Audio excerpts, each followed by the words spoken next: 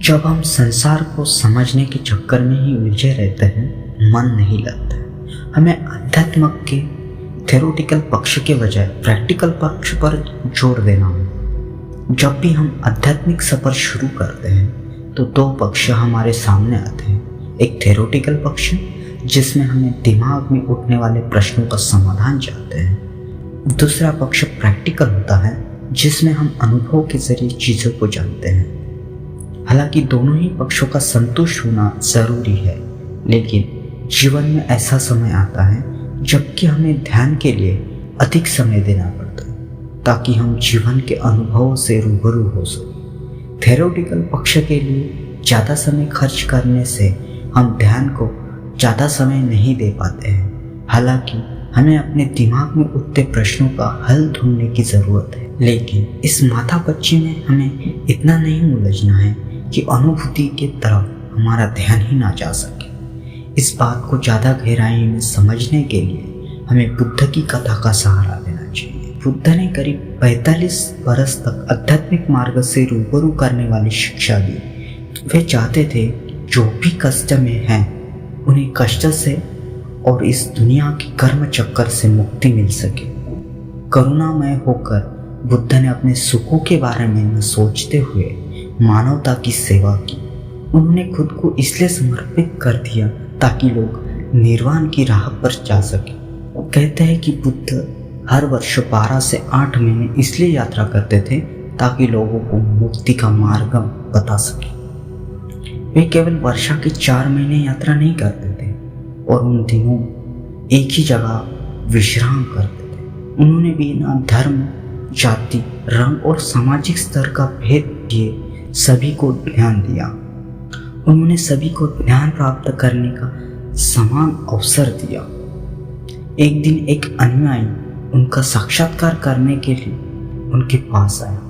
उनका मन चंचल था और ध्यान के समय भी उसके दिमाग में तरह तरह के सवाल घूमते रहते थे, जैसे कि ये संसार निश्चित है या अनिश्चित, या क्या आत्मा मनुष्य शरीर की तरह है। ध्यान के जरिए मन को स्थिर करने के बजाय वह इन्हीं सवालों में उलझा रहता था। तो बुद्ध का साक्षात्कार करते हुए उस अनुयायी ने बुद्ध को ध्यान में आने वाली रुकावटों के बारे में बताया। अनुयायी ने कहा, हे प्रज्ञावान, मेरे इन सवालों का जवाब दीजिए। अगर आप इनका जवाब देते हैं तो मैं तुम्हें आध्यात्म के मार्ग में बना रहूँगा। अगर आप इन सवालों के जवाब नहीं देते हैं तो मैं इस राह को छोड़ दूंगा। बुद्ध ने कहा, प्रिय शिष्य, क्या मैंने कभी तुमसे ये राह चुनने को कहा था और कभी ऐसा कोई संकल्प किया था कि मैं तुम्हारे मन की उलझनों को सुलझाऊंगा ही? अनुयायी ने कहा, नहीं।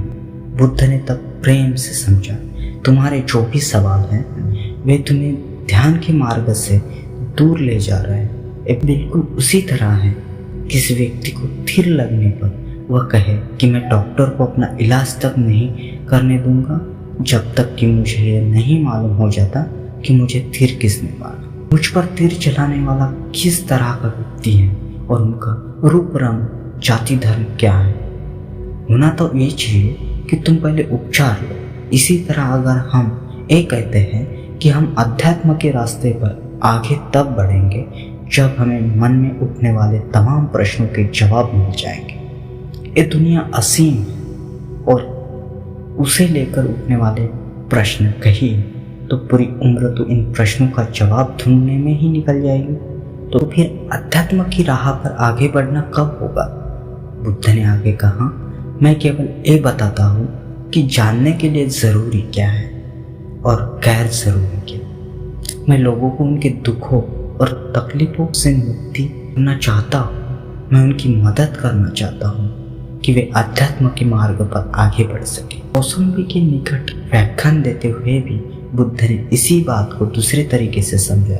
उन्होंने एक पेड़ से कुछ पत्तियां तोड़ी और शिष्यों से पूछा, मेरे हाथ में ज़्यादा पत्तियां हैं या वृक्ष पर? शिष्यों ने कहा, आपके हाथ में तो केवल कुछ ही पत्तियां हैं, वृक्ष पर निश्चित ही ज़्यादा पत्तियां हैं। तब बुद्ध ने कहा, मेरी शिक्षाओं के बारे में यही है। जितना भी जानता हूँ उसका मैंने आपको बहुत थोड़ा बताया है। जो मैंने आपको नहीं बताया है वह बहुत ज़्यादा है। मैंने आपको आपको सब कुछ इसलिए नहीं बताया कि वह आपके काम का नहीं है।